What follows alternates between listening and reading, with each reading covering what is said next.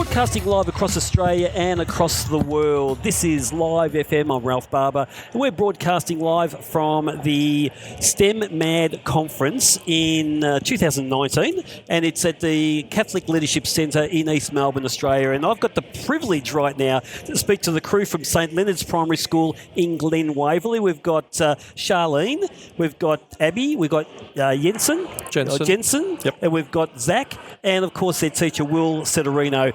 Welcome to the show, guys. Thanks for having us. Yes, Thank you. we'll start with Will. Will, tell us a little bit about the STEM program at St Leonards. Yeah, so we've gone through a bit of a transformation recently. We have created a STEM space within the school this year, and we use it in two ways. We use it as a workspace as well as a place where we can exhibit students' work.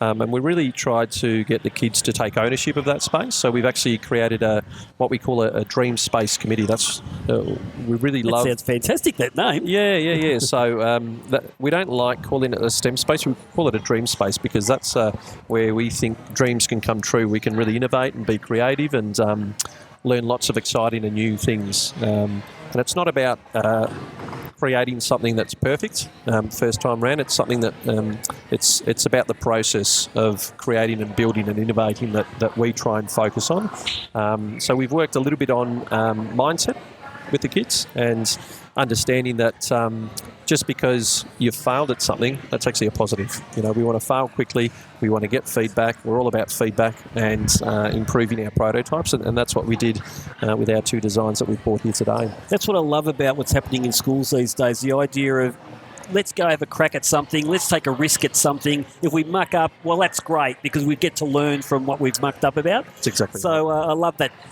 focus in schools. Now, Zach, tell us about your innovation that you brought here today. So we made the allergy band, which is a band where you can, so you put, you press a red button and it injects, you can inject the... Adrenaline, was it? Yeah, adrenaline to your thigh, and then it will like work. So you have to press a red button for the adrenaline to act, the pin to sort of stick out, and then once that's happened, you just poke it. There's also a pocket for medicine, and so any other pills that you might need, you can put. Also, there's a 000 button, which is Australia's ambulance code. And that will automatically call an ambulance to your location because it has a GPS. Wow. This is really in-depth. It's fantastic stuff. Why was it important for you guys to design something like this, Jensen? Especially because I have allergies, and I thought it'd be cool if I could think of what could help me. And So this was your idea? Yeah, it was. Fantastic. what could help me and other people who have allergies around the world and Australia. So what was important about what you guys developed that you felt was really needed in this innovation? Especially the fact that you have to always take your EpiPen with you all the time. It can be a bit annoying. With this, you can just have it on your wrist, and you feel like more free when you have this. So when you came up with the idea, tell us about the collaboration between everyone to be able to come up with all those elements. Like you said, there was a 000 option. There was all these other things that you wanted to be part of this.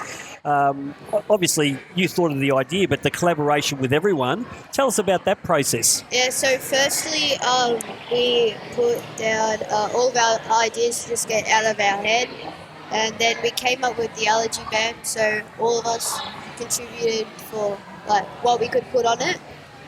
So everyone came up with like an idea what we could have on the band.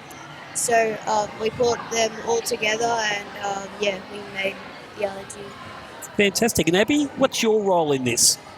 Well, we don't really have specific roles. We all just had to work together to think of maybe other things we could put on it, like time, GPS, and medication. So we all kind of worked together. There wasn't really any specific roles. And Abby, did you get feedback off anyone during this process? Yes, one of the feedbacks was to create the 0 button, and we accomplished that. And another one was to I think originally we were having the EpiBand inject the adrenaline into the wrist, but through our research, obviously STEM science, our research in the science of adrenaline and how it works, we found that obviously it wouldn't work in the wrist area. It needed to go into a thicker part of the skin, and that was the thigh area. Yep. Fantastic. And Charlene, tell us a little bit about the work you did as part of this project. We didn't have any specific things, but like we all worked together to find ways to innovate the design and make it better and make it better to like help the community. And what was your biggest challenge when you were going through all this as a class and individually? Like solving because we got feedback. We wanted to like use the feedback to innovate the band. So we kind of tried to think of ideas how the feedback could work to make the band better. Fantastic. And Abby, did you have any personal challenges that you had to face going through this? Well, I thought that it was hard to actually find materials to use because there weren't any proper materials that we could really use to make it. So it was hard doing that. Absolutely. And how'd you solve that problem? Well, in the end, we found like things that could stick on well, and in the end, we used hot glue from the art room. Oh, yeah. Okay. That work okay? Yeah. Oh, you've got to be ingenious here, don't you? You have to come up with all these different creative ideas. And Jensen, tell me where this might go. Are you going to take it beyond the primary school level to maybe do something more with it? Hoping that happens. After today, we'll see what happens. And if it doesn't work, just going to keep on trying, and hopefully this can all come true. And Zach, yourself, what are your hopes for this project? We hope to market it like around the world, so that Wow. well, not around the world firstly, but Australia. Well, you are broadcasting around the world, so if you want to do a little bit of a commercial break it. Because people are suffering allergies and they might forget their allergy band. I mean, not their allergy band, their EpiPen. So that's why this is very helpful to those people. Well, we've actually, sorry, Ralph, we've actually contacted a number of different organisations. One of the organisations that's got back to us recently is Allergy Australia, and they've given us a little bit of advice on how to move forward and who to contact next. So we're pretty excited about where we can go with this. Yeah. And I love the idea of the marketing and the entrepreneurship around this too, because it's bigger than just a science project. You've actually got to convince people through marketing and promotion. So you've got a lot of persuasive content to go through there too. Definitely. Well, it's been a fantastic project the kids have gone through. Is there anything else on the horizon with your STEM focus there at your school? Yeah, I think we want to continue to develop this dream space, this STEM area within our school, and definitely promote it within all the year levels. We've had exhibitions from preps right through to grade 6 on a number of occasions throughout the year, and the Dream Space Committee, which is made up of myself and a cohort of about a dozen kids, they've really taken ownership of that space, and we're really excited about that, and we want them to show us where they want to take it. You know, it's their space, it's their school. We don't necessarily want to direct how that space is going to be used and when it's going to be used. We really want the kids to be able to make their space their own. So that's what is really exciting. A lot of this stuff, guys, doesn't happen unless you've got passionate teachers who will give you the opportunity. Tell us a little bit about Mr. Setterino and the role he's played in you guys really enjoying your teaching and learning. Charlene? Well, he was really helpful, and he really worked his best so we could be here today. And yeah, I think he's really proud of us and of what we did. Very proud. Good on you. And Abby, what are your thoughts about Mr. Setterino? I'm pretty sure he was the one who wanted to start the Dream Space. And it was a really good idea because all the students got to contribute their own ideas. So I think it's really great. Fantastic. And, this Dream Space is here to stay for generations to come. Once you've started, it's going to be there. Jensen, what can you tell us about Mr. Setterino and the impact he's had on you?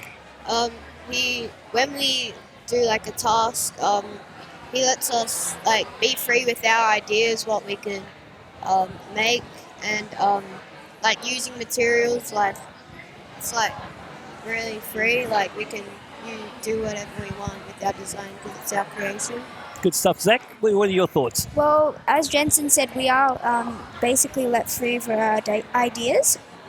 I think when I was in prep, Mr. Will wasn't in our school, I don't think. So I'm really glad he's come for the last few years of our school because it's made a really big change. Also because we got a new principal last year, and also he and Mr. Will have worked together for a very big change.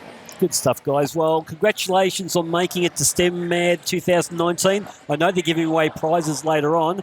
Yours got to be close, really. You're saving lives. You're saving lives with what you're doing.